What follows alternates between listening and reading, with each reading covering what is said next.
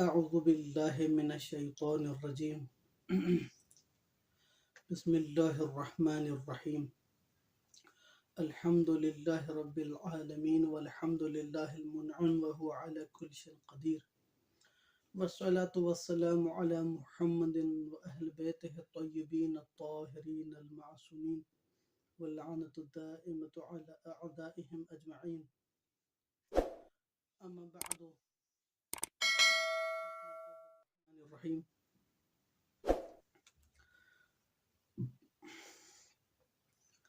میرے بھائیوں، میرے دوستوں، بغیر کسی وقت کے ضائع کیے ہم اپنا آج کا دوسرا سبق شروع کر رہے ہیں۔ آج کے سبق کا جو موضوع ہے اور ٹائٹل ہے وہ ہے خدا کے وجود کی نشانیاں۔ مطلب کہ جو لوگ کہتے ہیں کہ خدا ہے، جو بھی انسان خدا کو مانتا ہے ان کی یہ دعویٰ ہے کہ خدا ہے، تو ان کے پاس کیا دلیل ہے؟ اگر خدا ہے تو وہ کون سی علامات ہیں اور کون سی نشانیاں ہیں جن کے ذریعے سے ہم خدا تک پہنچ سکتے ہیں اور خدا کو پہچان سکتے ہیں؟ تو اب ہم یہی بیان کریں گے کہ خدا کے وجود تک پہنچنے کے لیے، خدا کے وجود تک پہنچنے کے لیے، خدا کے وجود کو جاننے کے لیے کون سی علامات ضروری ہیں، نشانیاں ضروری ہیں۔ ان سے منسلک ایک نقطہ ہے، وہ یہ ہے کہ جب ہم ان تمام علامات کو دیکھیں گے تو اس سے ہمیں خدا کی معرفت حاصل ہوگی، اور خدا کی معرفت حاصل کرنا خود ایک علوم کی ترقی کا ذریعہ ہے۔ یعنی خدا کی معرفت علم میں ترقی کا ذریعہ ہے۔ خدا کی معرفت سے علوم بڑھتے ہیں۔ تو ہم کوشش کرتے ہیں اس کو سمپل طریقے سے بیان کریں۔ تو ہم عبارت پڑھتے ہیں۔ بسم اللہ الرحمن الرحیم۔ خدا کی معرفت اور علوم کی ترقی۔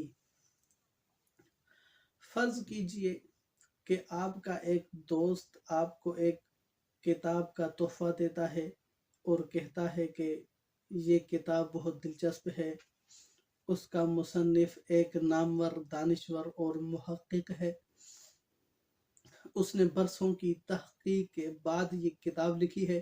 یقیناً آپ اس کتاب کا سرسری مطالعہ نہیں کریں گے، بلکہ اس کی ہر سطر، ہر لائن اور ہر لفظ کو نہایت غور و توجہ سے پڑھیں گے، اور اگر اس کا کوئی لفظ یا جملہ آپ کی سمجھ میں نہیں آئے گا تو گھنٹوں اس پر سوچ بچار کریں گے تاکہ اس کا مطلب آپ پر واضح ہو جائے، کیونکہ یہ کتاب کسی عام آدمی نے نہیں بلکہ ایک دانشور اور محقق نے لکھی ہے۔ لیکن اس کے برعکس اگر آپ سے کہا جائے کہ یہ کتاب اگرچہ بڑی نفیس ہے لیکن اس کے مصنف کا کوئی علمی قد و قامت نہیں ہے، اور اس کتاب میں بھی کوئی خاص بات نہیں ہے، تو ظاہر ہے کہ آپ اس کتاب کا سرسری مطالعہ کریں گے، اور جہاں پر بھی مفہوم واضح نہیں ہوگا اسے مصنف کی کم علمی سمجھیں گے۔ یہ کائنات بھی ایک بہت بڑی کتاب کی مانند ہے، بہت خوبصورت کتاب کی طرح ہے۔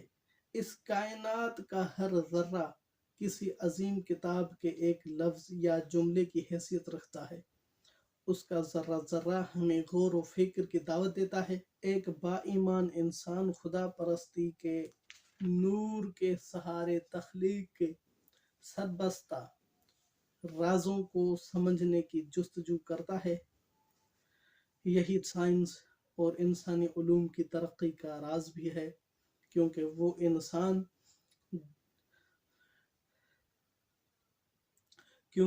وہ انسان جانتا ہے کہ اس کائنات کا خالق لامحدود علم و قدرت رکھتا ہے۔ اس کے ہر کام میں کوئی نہ کوئی حکمت پوشیدہ ہے، اس لیے وہ بہت باریک بینی سے کتاب کائنات کا مطالعہ کرتا ہے اور بہت سوچ و بچار سے کام لیتا ہے تاکہ قدرت کے رازوں پر سے پردہ اٹھا سکے۔ لیکن ایک مادہ پرست انسان میں تخلیق کے بیدوں کو سمجھنے کا جذبہ نہیں ہوتا، کیونکہ وہ بے شعور مادہ کو اپنا خالق سمجھتا ہے۔ اور اگر ہمیں سائنسی انکشافات کرنے والے سائنسدانوں کی صف میں بعض مادہ پرست دکھائی دیتے ہیں تو اس کی وجہ یہ ہے کہ غالباً وہ خدا کے قائل ہیں، لیکن اس کا نام انہوں نے مادہ رکھ دیا ہے کیونکہ وہ مادہ کے کاموں میں نظم و ضبط اور منصوبہ بندی کے قائل ہیں۔ مختصر یہ کہ خدا پر ایمان ہی علم و دانش کی ترقی کا سبب بنتا ہے۔ خدا کی معرفت، تلاش اور امید۔ جب انسان مشکلات کے گرداب میں پھنس جاتا ہے اور اس سے نکلنے کے تمام راستے بند ہو جاتے ہیں تو اس انسان کو اپنی بے بسی کا احساس ہونے لگتا ہے۔ ایک ایسے موقع پر صرف خدا پر ہی ایمان اسے ان کو مشکلات کا مقابلہ کرنے کا حوصلہ بخشتا ہے۔ جو لوگ خدا پر ایمان رکھتے ہیں وہ خود کو تنہا اور بے سہارا نہیں سمجھتے، وہ مایوسی کا شکار بھی نہیں ہوتے، انہیں کبھی بھی بے بسی کا احساس نہیں ہوتا، کیونکہ وہ جانتے ہیں کہ خدا کی قدرت تمام مشکلات پر غالب ہے اور اس کی مدد سے سب مشکلات آسان ہو جاتی ہیں۔ خدا کو ماننے والے اپنے خدا پر بھروسہ کرتے ہیں اور اس کے کرم کی امید کے ساتھ مشکلات سے نبرد آزما ہونے کے لیے کمر ہمت کس لیتے ہیں اور اپنی تمام توانائیوں کو بروئے کار لاتے ہوئے خدا کے بھروسے پر اپنی کوششیں جاری رکھتے ہیں، جس کے نتیجے میں وہ مشکلات کے گرداب سے نکلنے میں کامیاب ہو جاتے ہیں۔ جی ہاں، خدا پر ایمان ہر مشکل میں انسان کے لیے امید کی کرن ہے۔ خدا پر ایمان استقلال اور استقامت کا ضامن ہے۔ خدا پر ایمان مایوسی سے بچنے کا محفوظ راستہ ہے۔ یہی وجہ ہے کہ وہ لوگ کبھی بھی خود کشی نہیں کرتے جو خدا پر ایمان پکا رکھتے ہیں، کیونکہ خود کشی مایوسی، شکست اور مشکلات کے سامنے ہتھیار ڈالنے کا نام ہے۔ لیکن با ایمان لوگ نہ تو مایوس ہوتے ہیں اور نہ ہی شکست کا احساس کرتے ہیں۔ اور تیسری چیز ہے خدا کی معرفت اور ذمہ داری کا احساس۔ خدا کی معرفت اور ذمہ داری کا احساس۔ ہم بہت سے ایسے ڈاکٹروں کو جانتے ہیں کہ جب ان کے پاس کوئی غریب مریض آتا ہے تو نہ صرف یہ کہ وہ اپنی فیس نہیں لیتے بلکہ اس کو مفت دوا بھی دیتے ہیں، اور اگر مریض کی حالت زیادہ خراب ہو تو اس کے چھوٹے سے مکان میں رات بھر اس کے سرہانے جاگتے ہیں۔ ایسے لوگ ہی خدا پرست اور با ایمان ہوتے ہیں، اور ہم ایسے ڈاکٹروں کو بھی جانتے ہیں جو فیس لیے بغیر مریض کو دیکھنا گوارا نہیں کرتے کیونکہ ان کا ایمان پختہ نہیں ہوتا۔ وہ پیسے ہی کو سب کچھ سمجھتے ہیں۔ با ایمان انسان خواہ کسی بھی پیشے سے وابستہ ہو، وہ اپنی ذمہ داری کا احساس رکھتا ہے، وہ فرد شناس، نیک اور نرم خو ہوتا ہے۔ وہ اس بات کو بخوبی جانتا ہے کہ اس پر ایک نگران موجود ہے جو ہر آن اس کو دیکھ رہا ہے۔ اس کے برعکس بے ایمان لوگ خود پسند، خود غرض اور خطرناک ہوتے ہیں۔ وہ کسی بھی ذمہ داری کا احساس نہیں کرتے۔ دوسروں پر ظلم کرنا اور ان کی حق تلفی کرنا بے ایمان لوگوں کے لیے معمولی بات ہے، اور وہ نیک کام کرنے کے لیے بہت ہی کم آمادہ ہوتے ہیں۔ اور چوتھی اور آخری شے وہ یہ ہے کہ خدا کی معرفت اور سکون قلب۔ علم نفسیات کے ماہرین کہتے ہیں کہ موجودہ زمانے میں نفسیاتی بیماریاں اور ذہنی پریشانیاں بہت بڑھ گئی ہیں۔ ان کا کہنا ہے کہ ان بیماریوں کی بڑی وجہ مستقبل کی پریشانی یا غربت، جنگ اور موت کا خوف ہے۔ وہ کہتے ہیں کہ انسان کی روح کو ان پریشانیوں اور فکروں سے خدا پر ایمان ہی بچا سکتا ہے، کیونکہ جب بھی پریشانیاں اور خوف پیدا کرنے والے عوامل اس کی روح کو متاثر کرنا چاہتے ہیں تو خدا پر ایمان اسے ان سے متاثر نہیں ہونے دیتا۔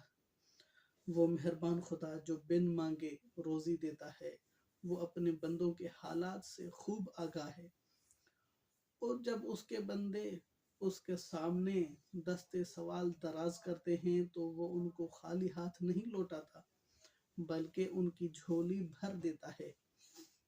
یہی وجہ ہے کہ سچے مسلمان، سچے مومن پرسکون اور مطمئن ہوتے ہیں۔